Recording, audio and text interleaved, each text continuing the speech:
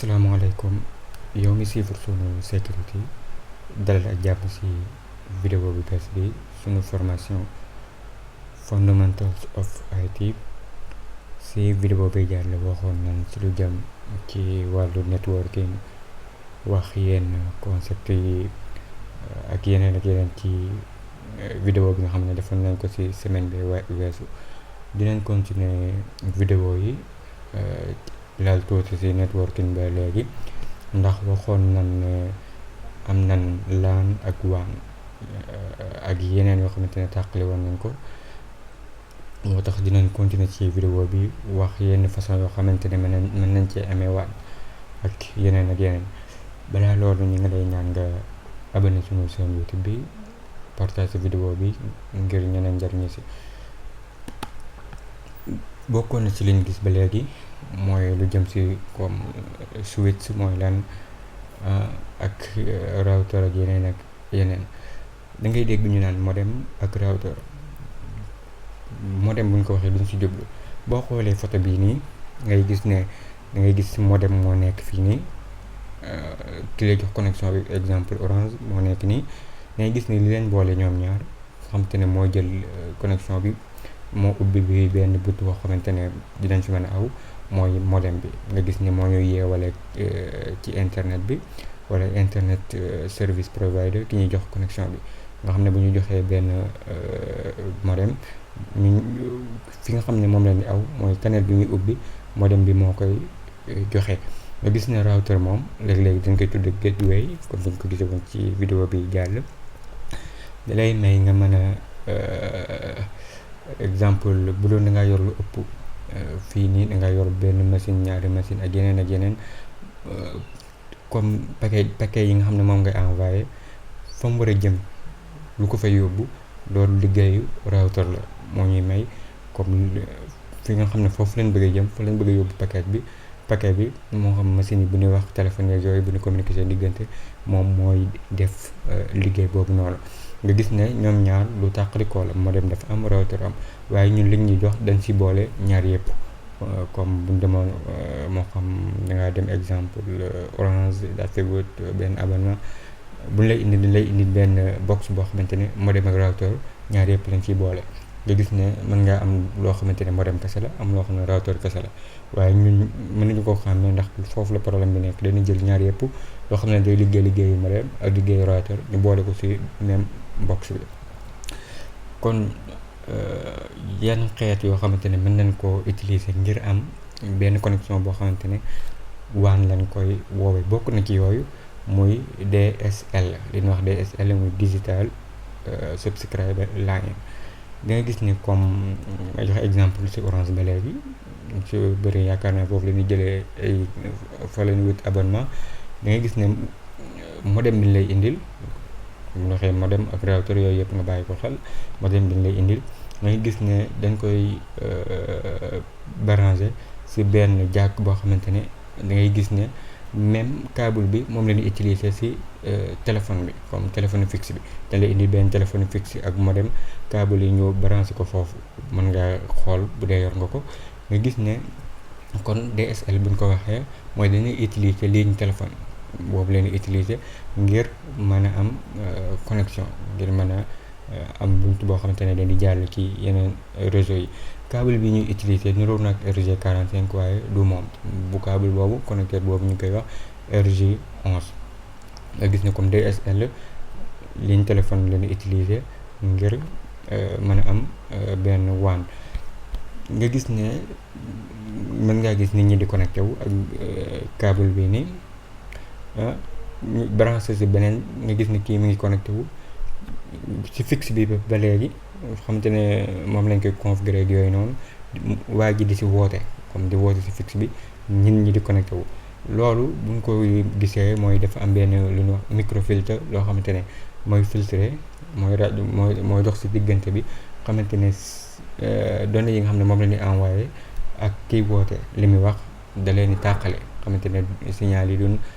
laalante. DSL boobu noonu moom lañ ne moom lañ développé rek ñu am ADSL, moom nga ëpp looy dégg que DSL kese. da ngay dégg ñu ne la ligne ADSL am na nangam ak nangam ADSL muy asymmetric digital subscriber line. moom lu ko tàqale DSL da nga gis ne moom uplink bi day nekk 1.4 méga, xamante ne mooy gën a suufee downlink bi nga xam ne day dem mën naa dem ba 24 méga. bu nee uplink ak downlink lu ñu si jublu, bu dee uplink mooy yow li ngay wër exemple données yi nga xam ne wala paquet yi nga xam ne moom ngay envoyé mu daal di aw si ISP bi ku lay jox connexion bi pour jàll. bu dee downlink bi mooy loo xamante ne da nga koy wàccee moo xam si benn serveur wala dara pour mu ñëw ci sa machine exemple mel ni comme genre téléchargement bu demee noonu. muy uplink comme exemple ngay jël dara di ko yóbbu ci internet bi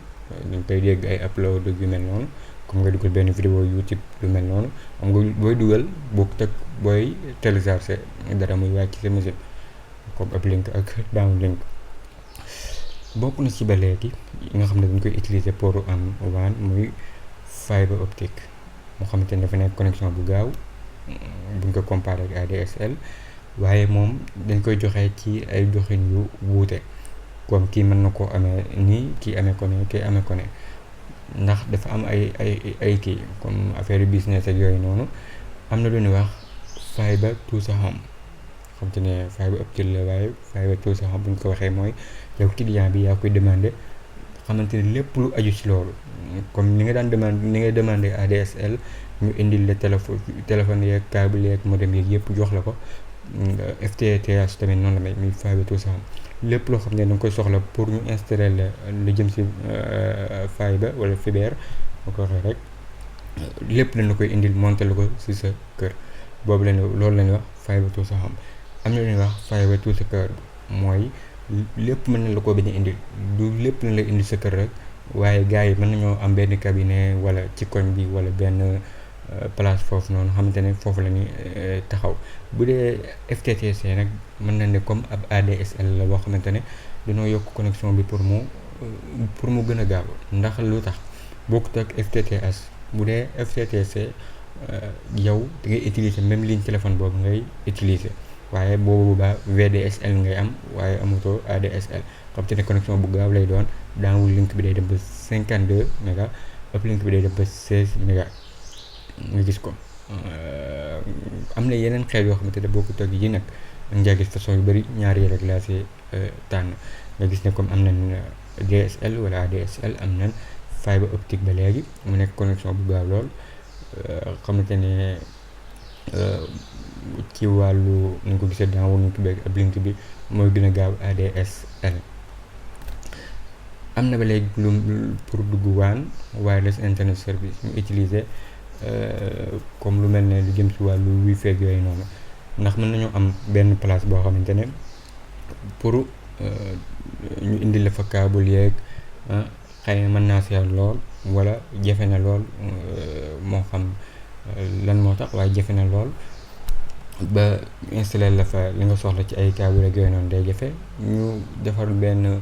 wireless boo xam ne day accès yow, mun naa nekk benn wifi boo xamante ne dañ ciy connecté. xam nga wifi ni nga ko xamee mën ngaa toog fenn mu fekk la fa bokkut ak comme ñu indi la câble léegi yëpp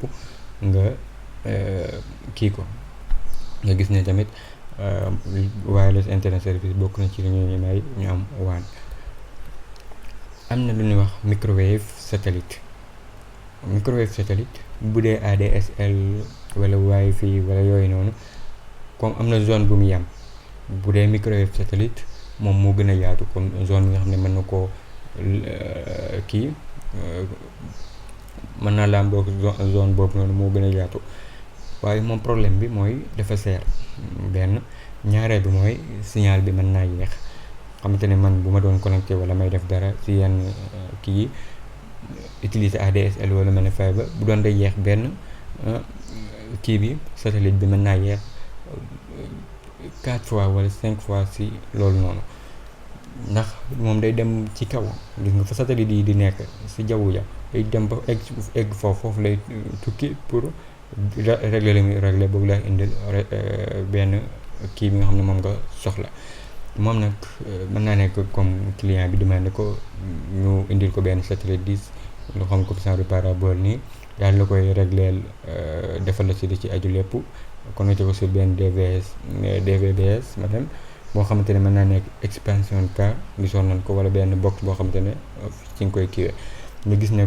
comme ni nga koy gisee nii rek comme ni nga daan gisee parabole yi xamante ne pour jàpp seen yeeg yooyu dañ koy régler nga gis waa ji di koy régler gauche droite nangam pour jàppale benn kii jàppal fréquence yi nga xam ne moom nga soxla seen yi nga xam ne moom nga bëgg a seetaan comme tamit lii noonu la demee satellite bi dañ la koy indil régler lu ko defal la li ci aju lépp pour nga mën a am connexion boo xam ne ci satellite bi lay jógee. ba léegi bokk na ci cellulaire radio wala réseau de téléphonie mobile nga gis ne comme sa téléphone bi yow bu amee benn prise SIM card exemple nan lay doxee moom daa am fu muy jëlee comme da ngay gis naan am naa réseau manqué naa réseau yooyu noonu moom daa am lu ñuy wax cellule muy cell wala base station xam ne nii lay mel moom fa lay jëlee signal bi ko gën a jegee rek fa lay jëlee signal xamante ne mën ngaa dem fii nii presque mën naa dem ba 8 kilomètres boo fa génnee da ngay jotaat beneen boo fa génnee da ngay jotaat beneen xamante ne bu mu gën a jege rek fa lay jëlee signal moom noonu lay doxee. nga gis ne réseau téléphonique kon foofu kii moo koy may signal pour mën a def pour ñu mën a connecté wu ak seen téléphone nga gis ne am na lu ñuy wax PSTN comme ñi nga yoree sa machine ma yor sama machine keneen yor machine am internet ñëw daa ñuy boole PSTN tamit noonu la mel comme téléphone yi day mel ne da leen créer benn réseau boo xamante ne mooy tax ñoom ñu mën a jokkalante seen biir moom nag am na ay fréquences yu muy doxee lu si gën a siiw bokk na si comme diggante 850 jëm 1800 ñoo nga xamante ne bande fréquence boobu da koy doxee donte mën ngaa dem ci yenn dëkk yoo xamante ne fréquence yi day changé. am na lu ñuy wax tethering léegi nii mooy comme sa téléphone am na connexion nga partage connexion boobu noonu moo xam par câble exemple ak sa machine ordinateur xamante ne mën nga am connexion branché câble comme iPhone exemple wala Android am na foo demee boo demee paramètre ci connexion bi def partager mën nga koo partager par câble nga gis ne mën nga partager connexion bi ak sa machine loolu leen wax tethering nga gis ne comme bu doon nga installé Linux yor boo xamante ne machine boo xam ne dafa bees tax ba yenn pilote yi kii bi ko comme pilote wifi bi gisu ko wala pilote connexion bi mën nga koo utiliser xamante ne da nga koy utiliser partage connexion bi ak kii bi installé pilote bi boog di mën a jàll. moom réseau téléphone bi ci la nekk ba léegi comme réseau téléphone mobile mën na ne am nañ ñaari xeet yu bokkul comme am na lu ñuy wax GSM moom la ñu gën a xam ak lu ñuy wax TIA-ES 95 ñu ko xamee ci CDMA ba léegi xamante ne ñaari kii la yoo xamante ne ñaari format yoo xamante ne wala ñaari xeet yoo xamante ne bokkuñu bu dee GSM Global System for Mobile Communication nga gis ne moo gën a siiw moom international la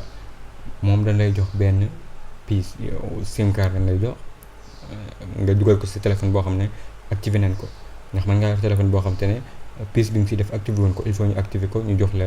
nga jël pièce boobu noonu SIM boobu noonu dugal ko sa téléphone ak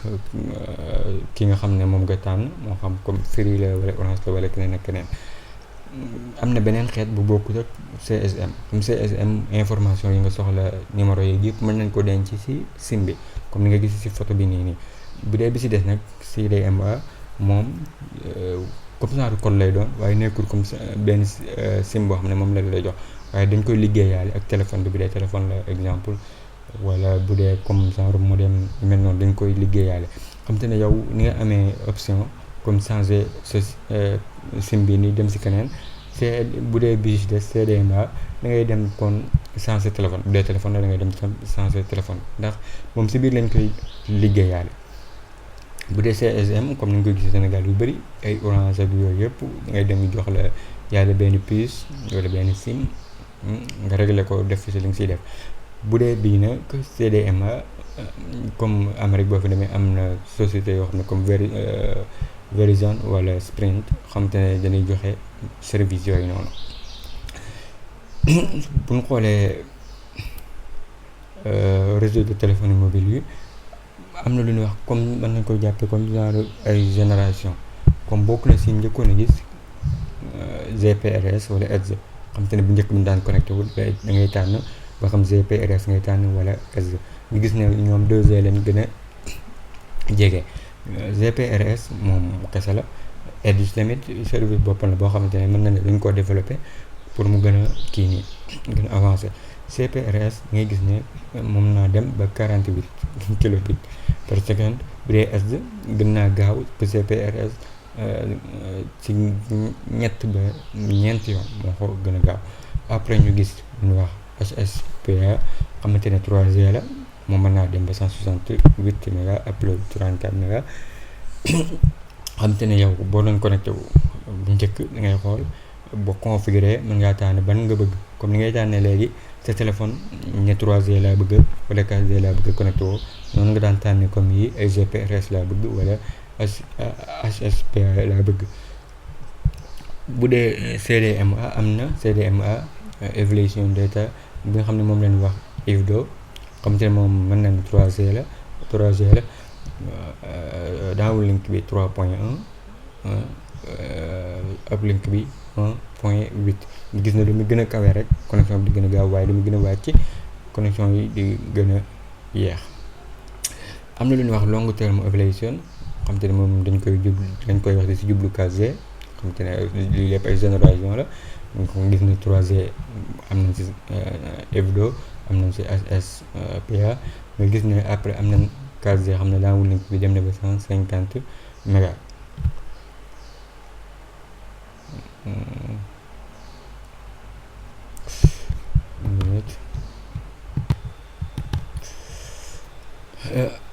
comme 4G bi ni nga ko gisee downlink bi dem na ba 150, waaye numéro bi ni nga ko gisee dafa rëy, xamante ne presque théorie la rek liñ gisagul muy ay 20 méga. après am na ne LTE advanced bi, xamante ne buñ développé la si LTE. nga gis ne HSPA day tolloo comme genre yi, am na ñoo xamante ne dañ koy marketing comme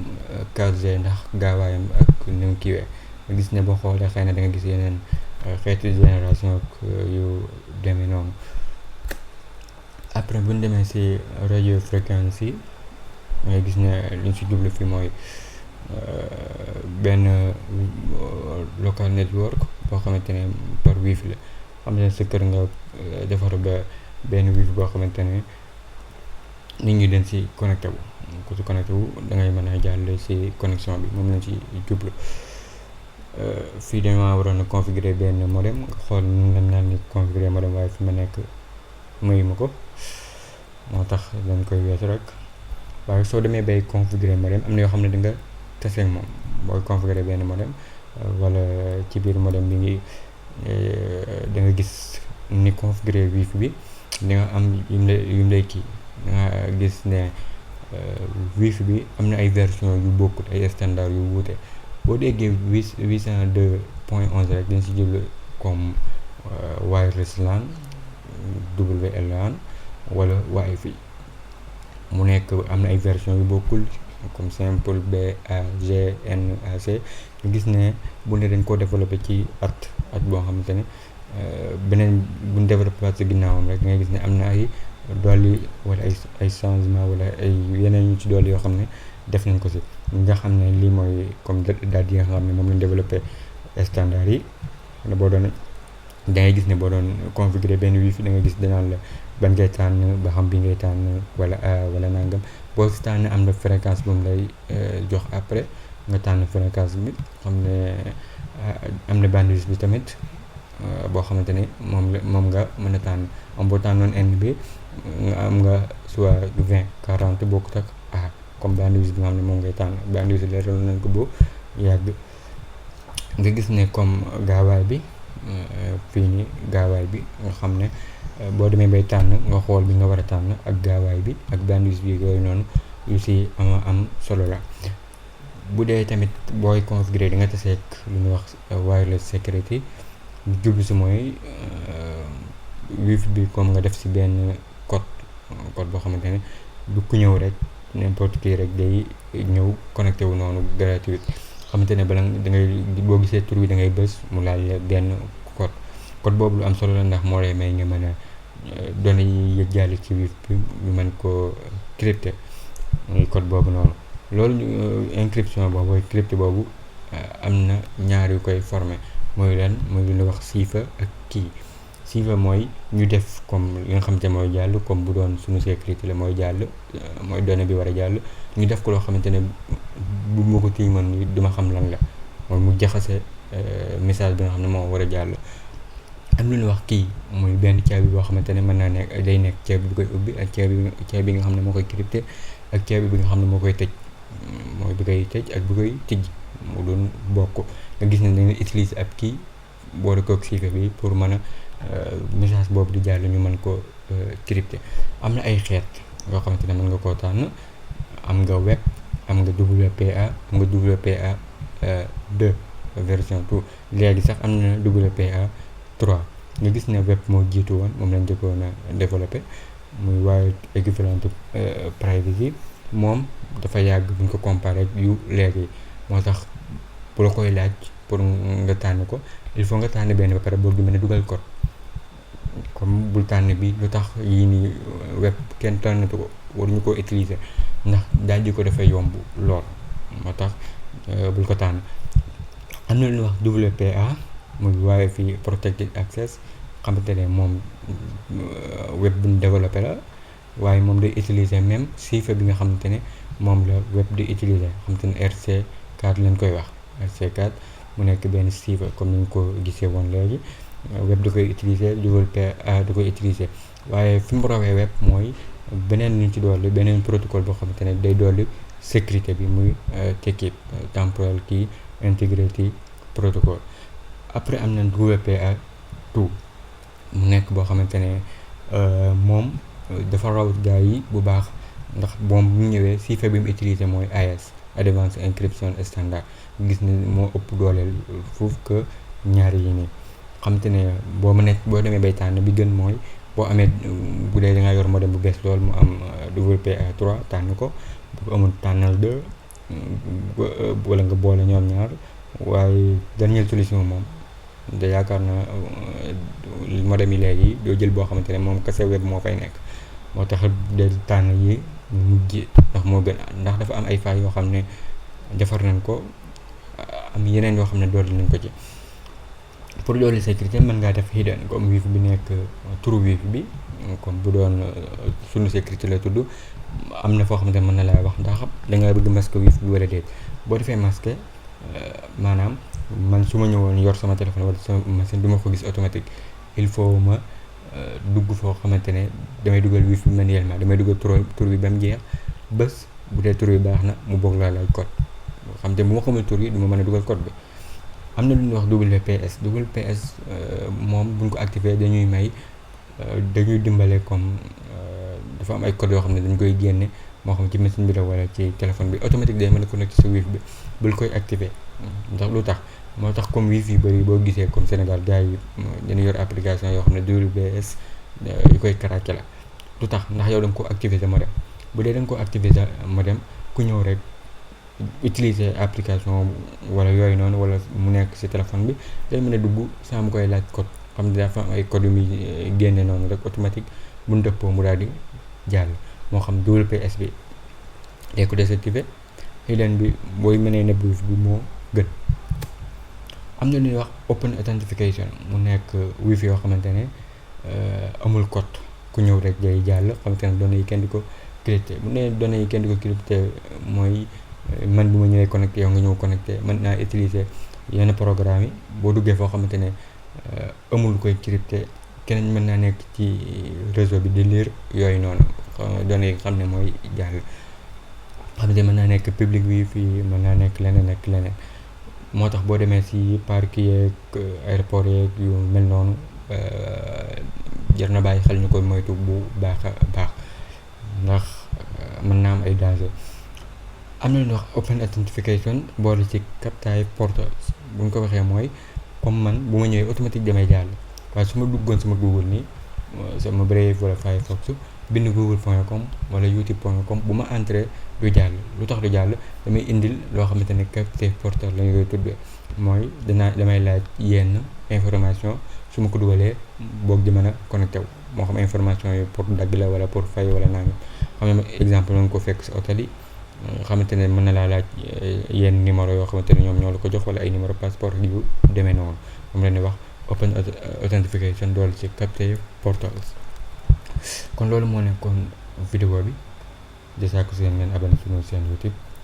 partage vidéo yi ngir ngeen a njariñu si wasalaamaaleykum wa rahmatullahi wa barakaatu.